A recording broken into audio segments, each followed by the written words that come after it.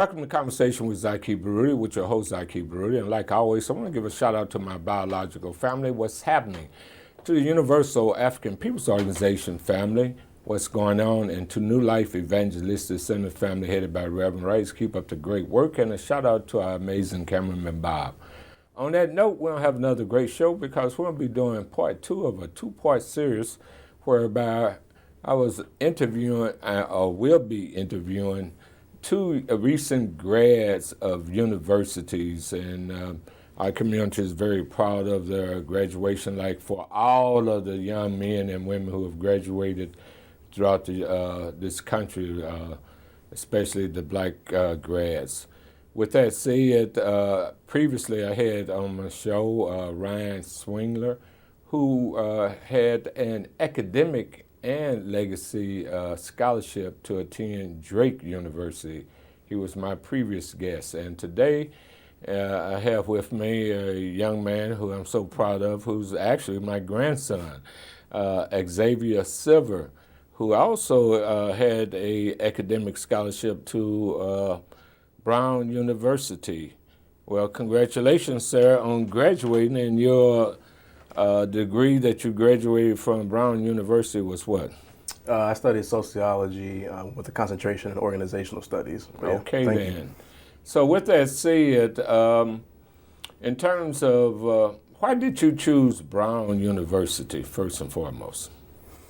Yeah, well, I mean, when I was going through the application process, I really liked what Brown had to offer. I'm not sure if you're familiar with it, but it's called the open curriculum. You're able to study a lot of different things. You're not locked into one particular school of study, and I was able to take several different elective courses that suited my interests, as well as fulfilling the requirements for my degree, of course. And it was a great academic experience.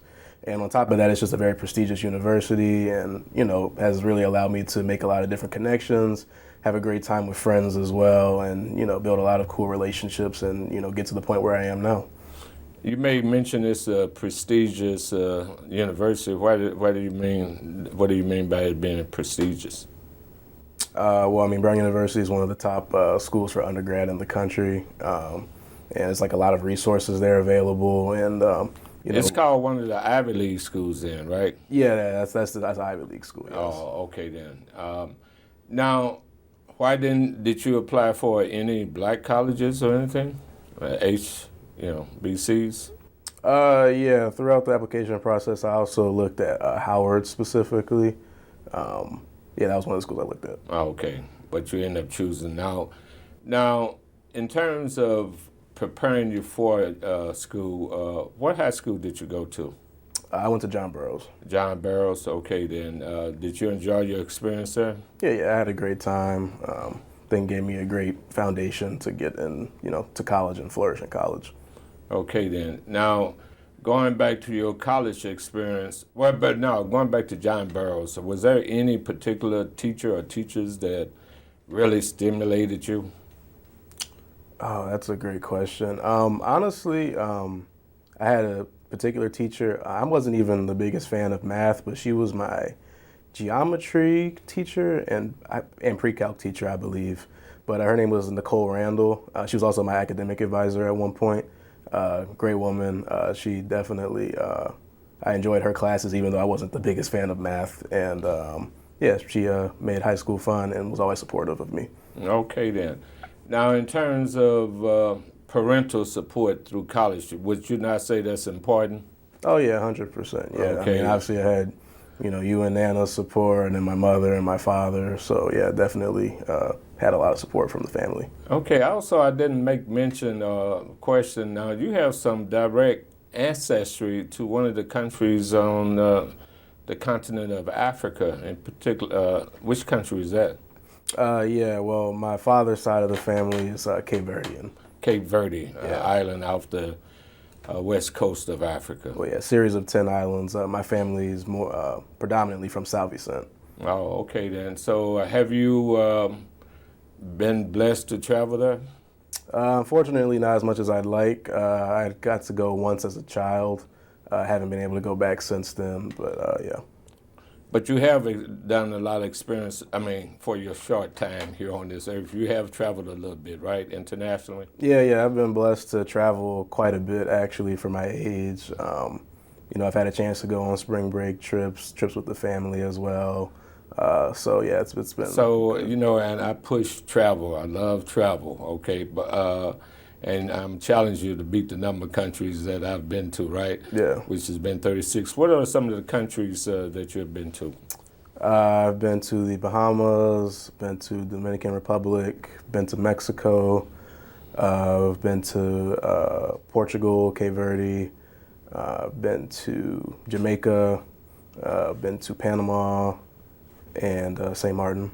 Okay, then. So that's a good start, right? Yeah. Of all those international experiences, what would be your number one, would you say? Or number one and number two? I would say my sophomore spring, a big group of friends and I went to the Dominican Republic in Punta Cana. That was a really fun trip. And recently, I actually went to Cancun this just a few months ago with some friends. That was also a very, very fun trip. Now, why is it important to travel? What would be, from your experiences, why would you encourage the public, everybody that's listening, to travel? Yeah, I think not only is, international travel important, but, even just traveling domestically as well. Like, it really broadens your horizons. Obviously, having grown up predominantly in St. Louis, you get used to a certain flow and certain norms that are around here that are different in other places. And traveling, even like I said, to other cities, having spent the past 4 years on the East Coast in Providence, it really has broadened my horizons just being in a different part of the country. And then obviously also going to different countries themselves. There's lots of different norms and ways of living, and gives you a lot of insight as to, how the rest of the world operates, and, really makes you think outside of just the American bubble. Okay, on that note, we're going to take our first break. An epidemic of homelessness is sweeping throughout the United States of America. In city after city, people are ending up on the streets. Now, instead of feeling overwhelmed, as believers, we can do three things. We can give, we can volunteer, and we can pray. We can pray for the homeless refugees that we're finding in one city after another, all over the United States. So many people ending up out on the streets, and the hearts of so many are growing cold at this particular time and indifferent to the need. Jesus said, as oft as you've done it to the least of these, he said, even so you've done it unto me. When's the last time you've prayed for the homeless refugees in the United States of America, appearing in city after city, not only in major cities, but even smaller cities? So many people ending up out on the streets, even in resort areas, places you'd never think you'd find homeless people. They're there. Jesus said, foxes have holes and birds have nests, but he, the Son of Man, had nowhere to lay his head. Please pray for the refugees. Please pray for the homeless people in America. And pray for those that are on the front lines, the first responders, reaching out through Jesus Christ among the homeless and hurting, whether it's in Springfield or St. Louis. Your prayers and gifts to the New Life Evangelistic Center makes a big difference. It's New Life Evangelistic Center, P.O. Box 473, St. Louis, Missouri, is 63166. Behind me is the New Life Evangelistic Center administrative offices in Overland, Missouri. And this is where we shoot our shows for our worship shows and the Here's Help Network. And it's also where Zaki Baruti and Bernie Hayes shoot their shows. You can find all of these shows at the New Life Evangelistic Center app, the NLEC TV app. You can also access them on your tablet or on your computer. And this is how you can stay up to date with all the things that New Life Evangelistic Center is doing. There are so many different programs that we've got going on, and God is doing many exciting things through partners like you.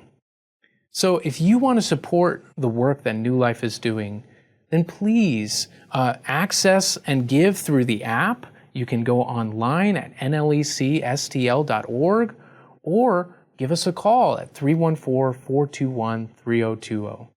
Again, 314-421-3020. But this is the best way to get plugged into the amazing work that New Life is doing through people like you.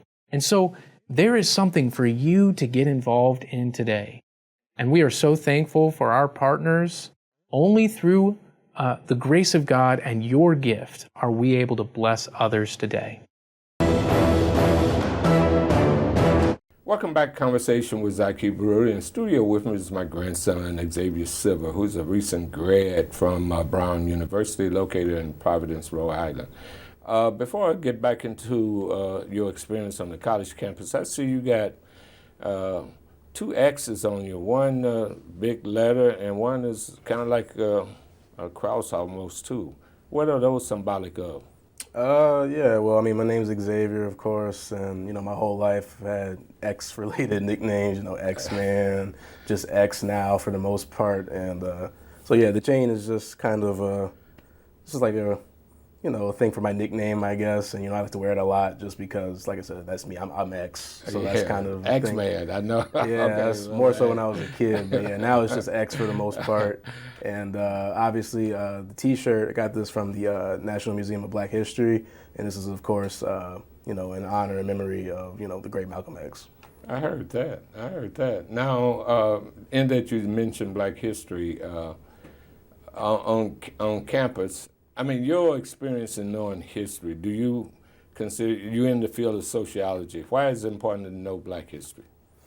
Well, I mean, I guess as you've imprinted on me, you know, since I've imprinted on you?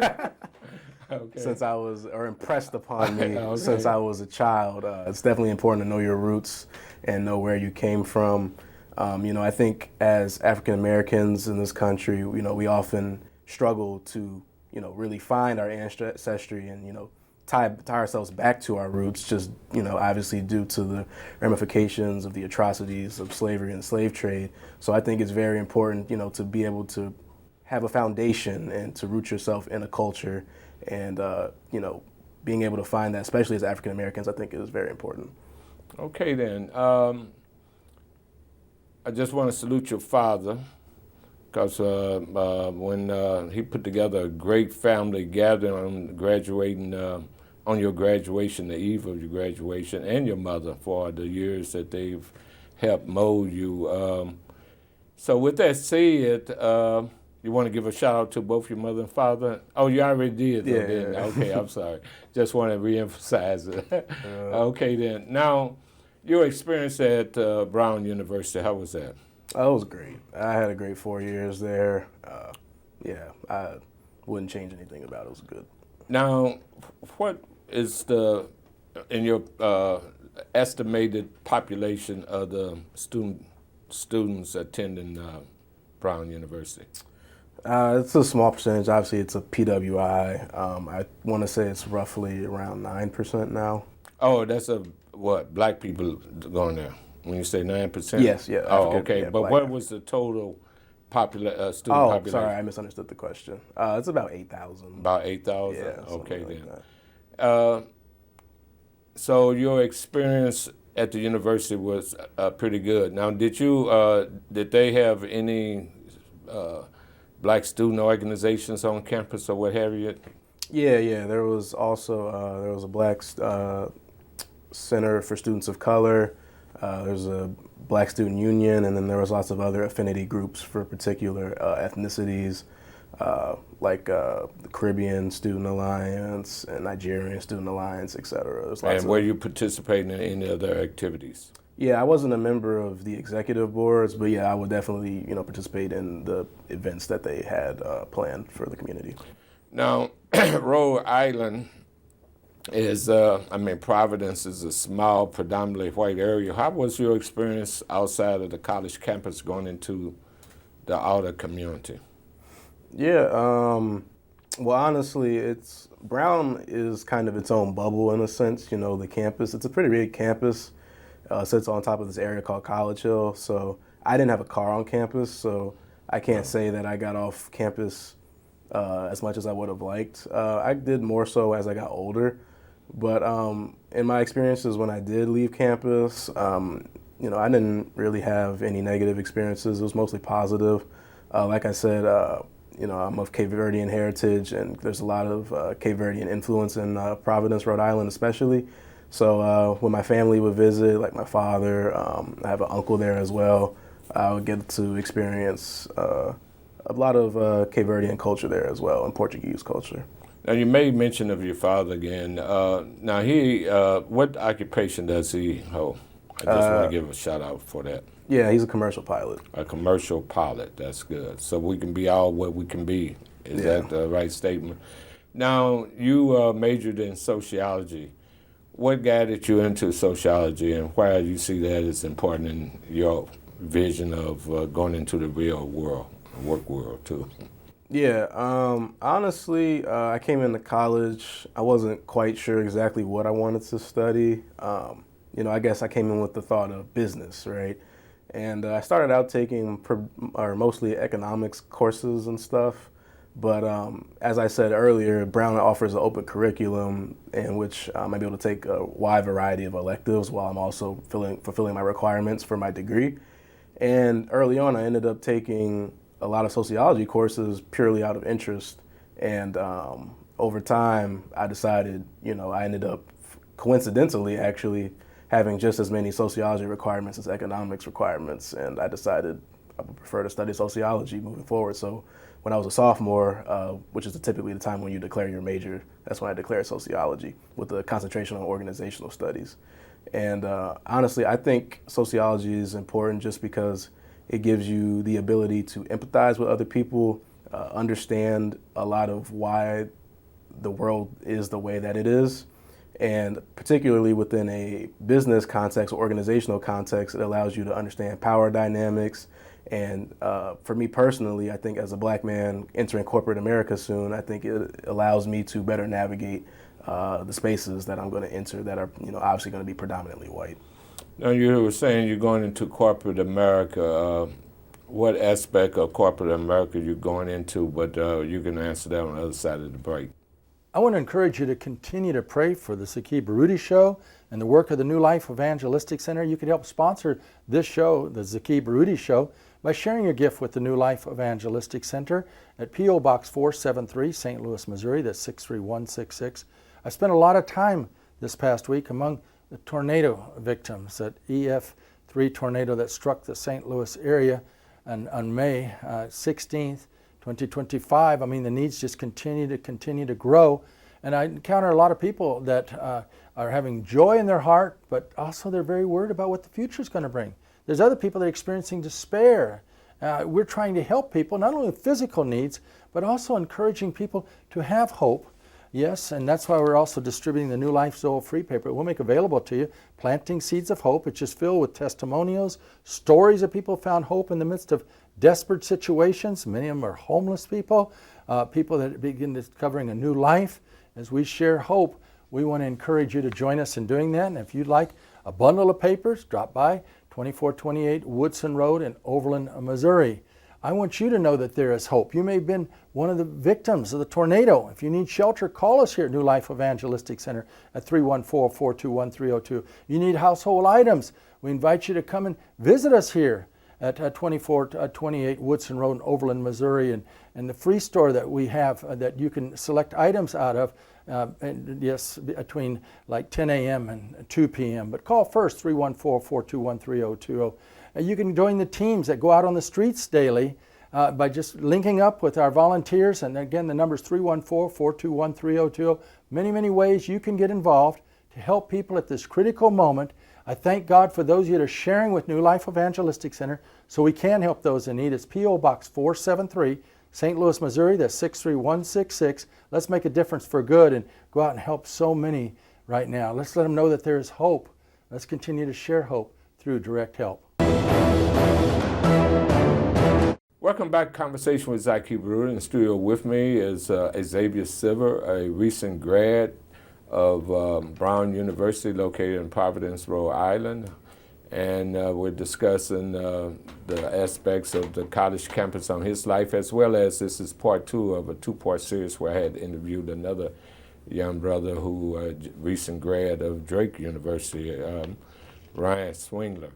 So we were on the other side of the break. going into the question of corporate America,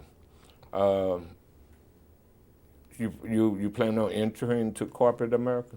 Yes, yeah. Soon here I'll be beginning my job as a private banking analyst. Oh, a private banking analyst. Okay, then. Prior to getting the job, had you had interaction in the banking field? Yeah, I've previously worked 2 internships over the past 2 summers. Oh, so explain the internship just for people. Yes, so my sophomore year, or excuse me, the summer after my sophomore year, I had the opportunity to work an internship for this company, and it's JP Morgan, and I'll be. I mean, an internship means what? That's why I was meaning to explain that. Oh, essentially, internship is just, I guess, a form of employment, typically for students in college. And it allows us to get hands-on experience in the workplace without, having to compromise our, academic duties. So we'll typically work over the summer. Sometimes there are internships during the school year as well, but for me, I work best during the summer. Oh, okay. So you worked at JP Morgan and as an intern, and what other institution? It was just that. It was just there, yeah. Those two. And now you will be entering into Bank of America, you say? No. I'll be a private banking analyst for them. For JP Morgan. Okay, then. Yes, that's what I mean. Okay, then. In terms of you going into corporate America, and there's the relationship of corporate America to Black America and being, a lot of serious problems still impacting our community. What do you see your role in the involvement of the upliftment of the Black community? Yeah, 100%. I think that as a financial advisor, essentially, obviously I'm not exactly sure, what my career path holds for me in the future, but starting out as a financial advisor, I think it's important to use the resources and knowledge that I have to be able to help members of the community, build wealth and economic power. Personally, I believe that economic power is going to be, the way to achieving racial equity across the country. And financial knowledge is, and spreading that knowledge and cultivating it within the community, I think is a key part of that. Okay, then one thing I failed to mention, while on college campus, did you participate? So you participated in the Black culture movement. Also, did you do any sports? Oh yes, I was on the football team. You was on the football team. Okay, then. And in high school, what sports did you participate in? I played football, basketball, and lacrosse. Okay, then. And in terms of why is, from your perspective as a young man, it's important for the community, people to be involved in upliftment? But before I ask that, I'm sorry, I'm trying to remember the questions I wanted to pose to you. Mm-hmm. You did part of your, one of your classes, you had to do a special project targeting an activist. Yeah. Explain that project. Yes. I forget the exact name of the class, but yeah, it was basically, it was a seminar class I took.